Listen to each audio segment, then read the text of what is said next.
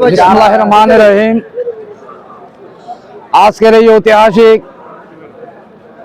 আমরা যার জানাজার নামাজে আদায় করার জন্য উপস্থিত হয়েছি ঢাকা শহরে। বাংলাদেশের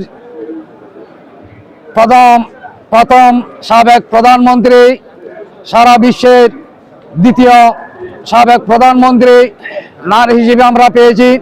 সেই গণতন্ত্রের মানস কন্যা, বাংলাদেশের জাতীয়তাবাদী দলের যে ঐক্য এবং অটুটভাবে ধরে রেখেছেন দেশনেত্রী আপসহীন আমাদের সেই দেশনেত্রী তিনবারের সাবেক প্রধানমন্ত্রী শহীদ জিয়ার উত্তর সহধর্মিণী দেশনেত্রী বেগম খালেদা জিয়ার আজকের জানাজার নামাজে আমরা উপস্থিত হয়েছি। আজকের যে লাখো লাখো কোটি মানুষের আজকের এই জানাজার নামাজের উপস্থিতিতে অংশগ্রহণ করেছেন। আমরা আজকের এই দিনটিকে রাঙ্গুনিয়াবাসীর পক্ষ থেকে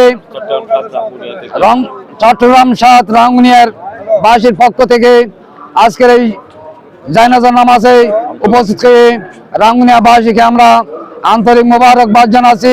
আজকের এই জানাজার নামাজ যাতে সুন্দর এবং সফল হয় এবং হুম্মাম খালেদা চৌধুরীর পক্ষ থেকে সকলকে ধন্যবাদ ও মোবারকবাদ জানিয়ে আমি আমার সংক্ষিপ্ত বক্তব্য শেষ করছি। খোদা হাফেজ, বাংলাদেশ জিন্দাবাদ।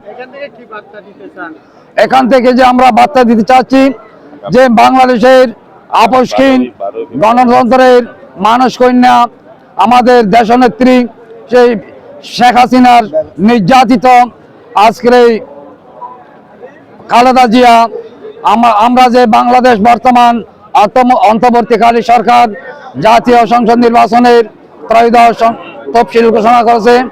আজকে সেই আগামী নির্বাচনে 12ই ফেব্রুয়ারি জাতীয় সংসদ নির্বাচনে বাংলাদেশ জাতীয়তাবাদী দল বিএনপির পক্ষ থেকে দানশীষ প্রতীককে আপনারা বিপুল ভোটে নির্বাচিত করবেন এই আশাবাদ ব্যক্ত করছি।